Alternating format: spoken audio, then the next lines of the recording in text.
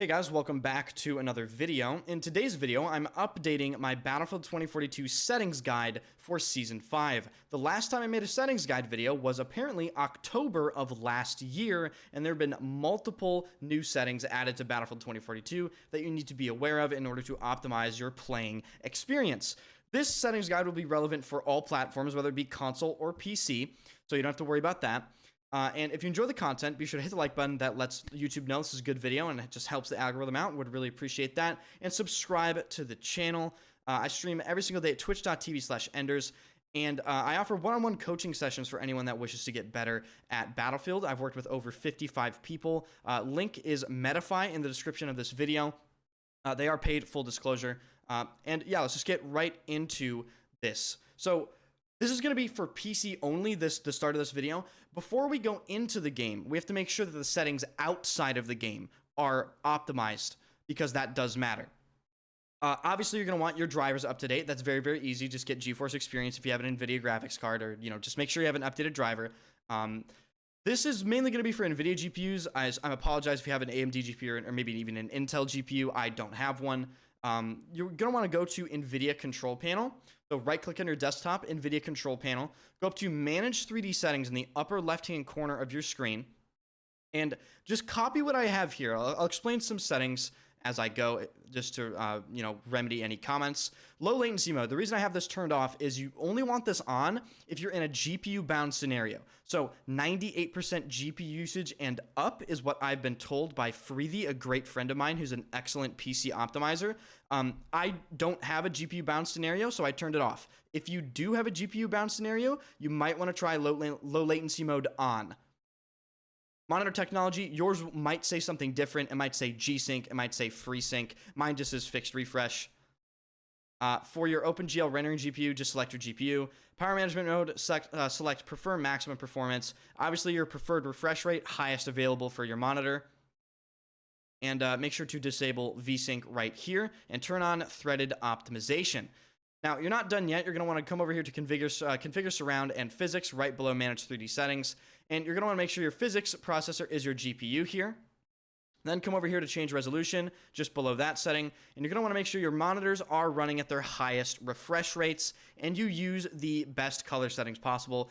Select use NVIDIA color settings and select highest 32-bit, output dynamic range full. RGB, 8-bit, 10-bit, whatever your monitor has. Just make sure your monitors are running at their highest refresh rates possible. Now you're going to want to come down here. This is where digital vibrance is. If you want your game to be more saturated looking color-wise, this is where you're going to do that. Digital vibrance will affect that. I wouldn't personally touch anything else here. Now you're going to go to G-Sync. This is where you enable or disable G-Sync. I don't personally use it. My monitors aren't that great for it. So yeah, I need to get a new monitor basically. Video. These are also very important settings here. You're going to want to go to video, adjust video color settings, and then you're going to want to select use with the NVIDIA settings, go to advanced, and then select dynamic range full for both of your monitors. This just makes sure you're using the full range of your monitor capabilities. And then come down here to adjust video image settings, select use NVIDIA setting for both of these, set it to 0%.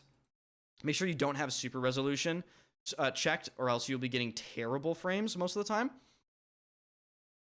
And that is really it for the out-of-game settings, ladies and gentlemen. Now we're going to jump in-game and talk about all of those settings.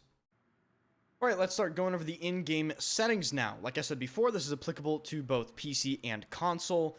And fair warning, I apologize if the recording stutters in any way, shape, or form during this video.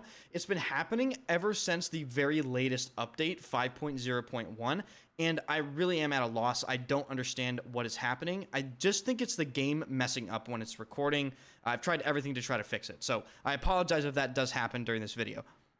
Let's just go into the options menu, and we're going to start with general, very simple. This is where you enable or disable crossplay. Control hints, reactive hints. I like keeping reactive hints on because it enables things such as things under the crosshair, such as the reload hint. I kind of like having that sometimes. If you want to see your stats on any sort of external stats website and it says, oh, we can't see your profile, it's private, you want to turn share usage data on. This will allow any stats websites to pick up your stats via the API. Show player created content, make sure to turn that on. Allow followers. If you want players to be able to follow you, and maybe you host servers, you want to have this on. I actually don't know why this is on for me. I kind of messed up there. Maybe I misclicked at some point. This allows you to show XP type for server. I just have that on. Show party and menu. Now, the network setting here is probably more interesting than the general setting. This is where you find the hit reg graph I get so many questions about that was recently added. It is all the way down here. Show event graph. This shows you how many bullets you fire, how many bullets you hit, and how many bullets you hit that actually did damage, right? And you can change the position of this. Right now, I have mine in the far upper left-hand corner. To get it in the far upper left-hand corner, you're going to want to set both of these to 0 and have the, just both of these to 0. I thought the background opacity was a setting. No. So upper left-hand corner is both of these to 0, and I think all the way to 100 is upper right-hand corner, and you can just mess around with it to your own liking. So that's about it for this section.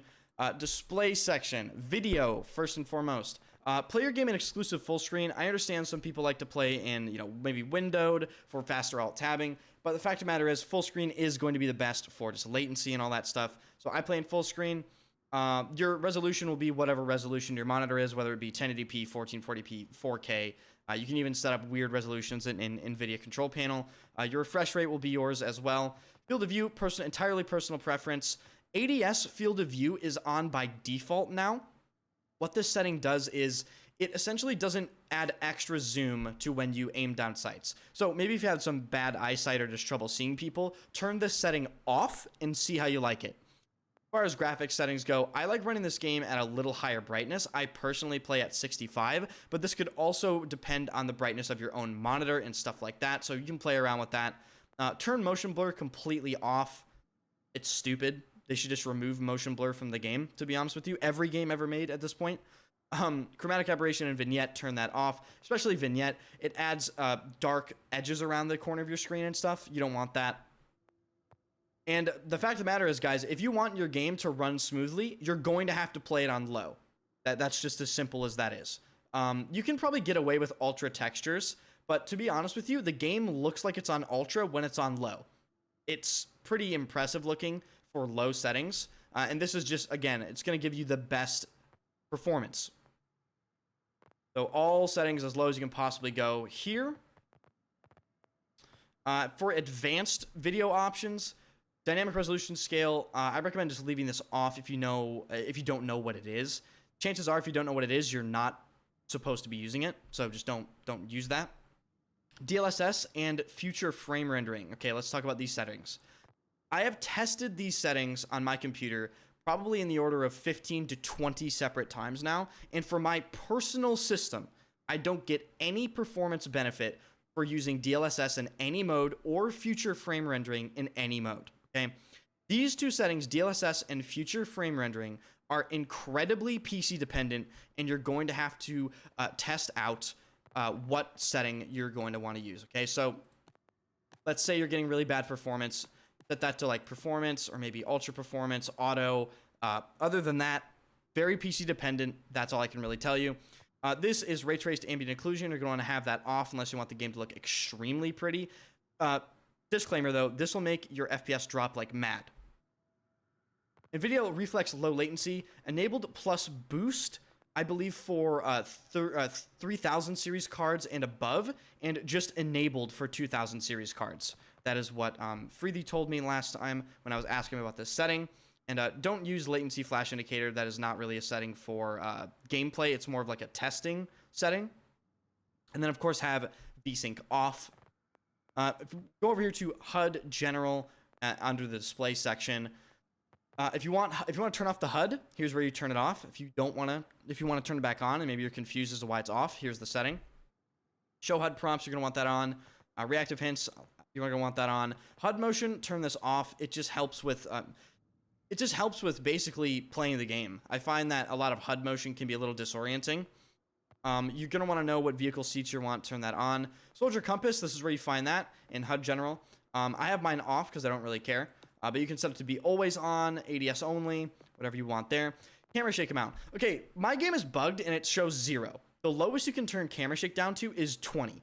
Okay, so my game has been bugged like this for a long time. It's actually 20. Okay, so turn camera shake all the way down. You don't want camera shake at all. This is where you find your colorblind settings. I just, you can also manually adjust your colors here. If you select custom, you can mess around with like, oh, I want to make my teammates this shade of blue, right? Like, okay, come over here, boom, nice. Yay, my teammates are dark blue now. Or if you don't care, just turn that off. This is where you find your kill feed. I believe this might be turned off by default. I know it was turned off by default in Battlefield 1. I think maybe Battlefield 5. So this is where you find your kill log. I recommend turning it to all, just so you have a lot of information coming into you. You can also turn it to squad and nearby if you want. Some people argue this gives you a little more useful information. I haven't found really any difference in my gameplay between all and nearby. This is where you find your damage numbers. Think of this like Apex. If you ever played Apex Legends, they added this very recently. You can change it to screen center. You can hide it. You can put it at the bottom of the score log.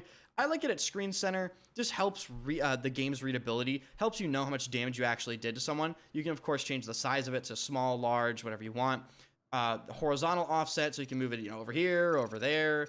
I think mine was 60 just now. I recommend having it away from your crosshair enough to where it's not impeding vision. This is where your chat is. If you don't have all chat enabled, this is where you find this. All chat is not on by default. So if you've been wondering why you haven't been able to talk to the enemy team this whole time, this is the option you need right here. Enable all chat, based option, turn that on so you can talk shit to people. Absolutely essential to gameplay. HUD scaling. This is where you can kind of mess with the size of things. This is, again, personal preference. If you want to mess with the size of things, maybe something is too big and you don't like it, this is where you would adjust the size of that.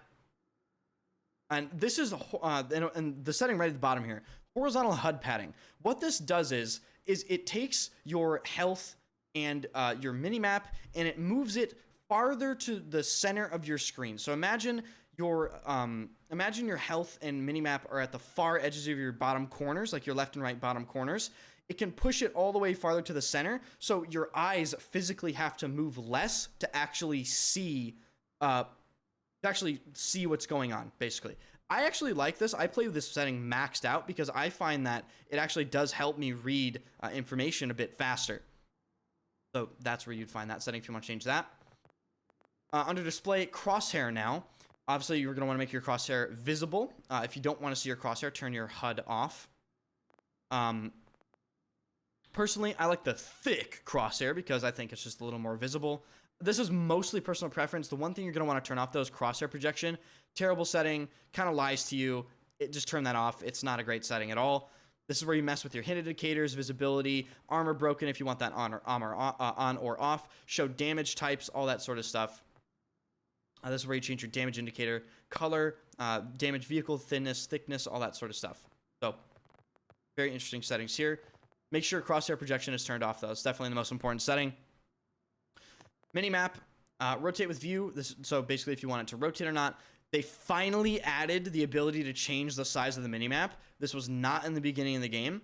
So this is where you would change that. You can change whether or not it scales with distance. Yeah. So this is where you change your big map settings too. So if you hit M, it brings up the big map. You can change the opacity of it, texture opacity, all that sort of stuff. That is pretty much everything there. HUD icons. This is pretty in-depth when you get to some of the other settings here. So I'm just going to try to go through this as best as I can. I would not mess with anything in the aim-based icons opacity section. It's pretty complicated. This is default. I would leave it default. You can mess your game up pretty bad just in terms of like UI, visibility, and opacities and stuff like that. Leave this default. Just don't mess with it.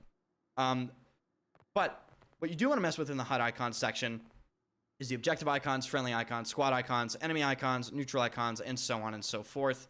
So this basically determines whether or not you see certain things in ADS and just their opacities in general. So you can change how big the objective icons are.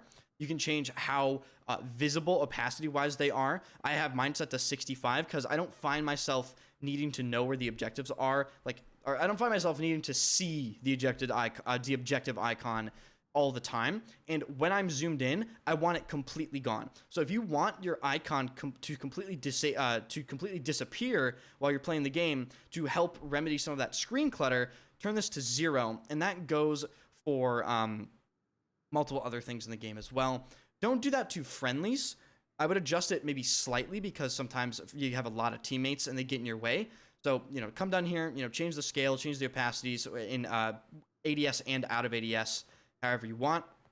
One thing I would recommend, though, is make your revive icons as small as possible, make them less visible, and make them completely disappear while in ADS. This really, really helps with screen clutter.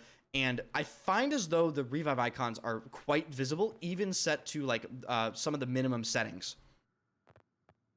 Squad icons, again, same thing. Squad icon revives, all this sort of thing. Enemy icons, you're going to want to make sure that your enemy icons are your most visible icons. Make sure these are both set to 100. Make sure your scale is maybe a bit larger than your teammate's scale. I have my teammates set to 90. The enemies are set to 100.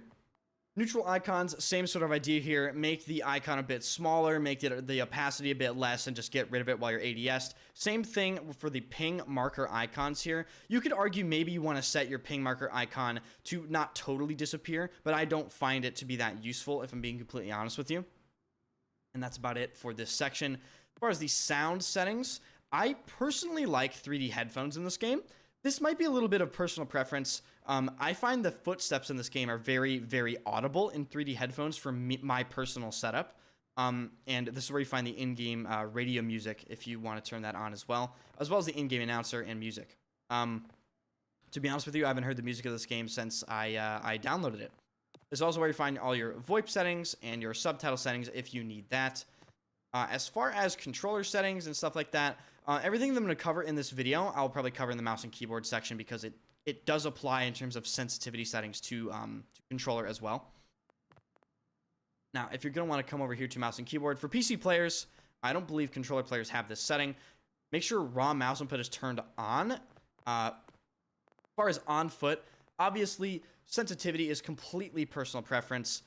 Do not copy my settings in terms of sensitivity. Slide it around to your liking.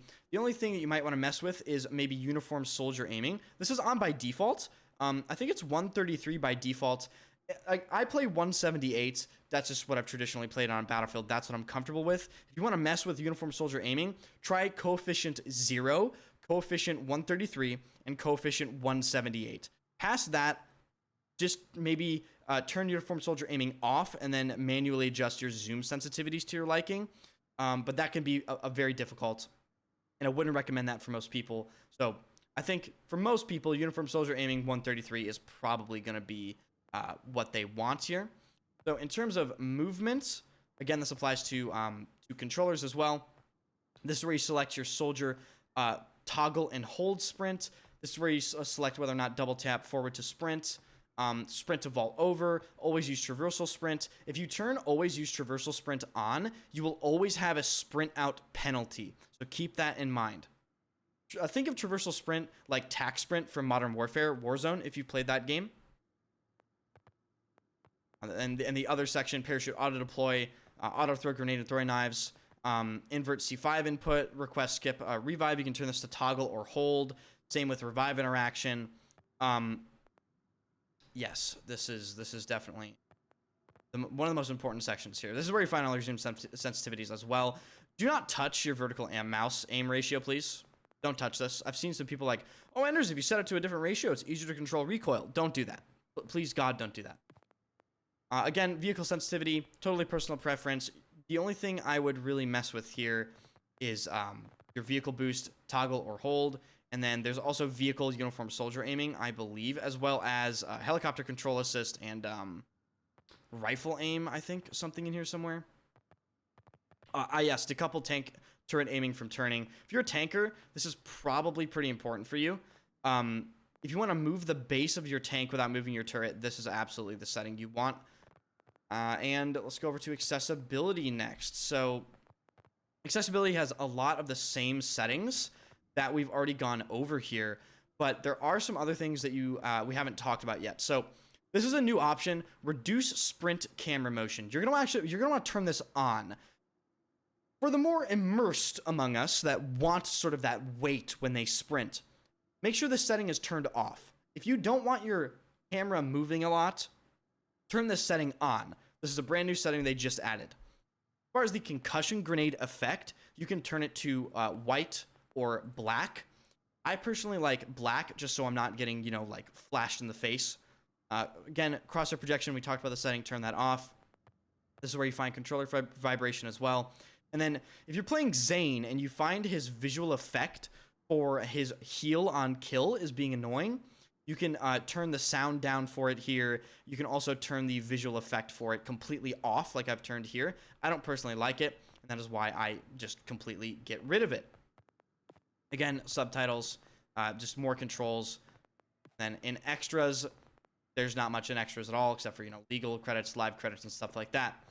So I think that is pretty much it for the settings in Battlefield 2042. A couple of new settings in there, and I haven't made an updated version of this video in quite a long time.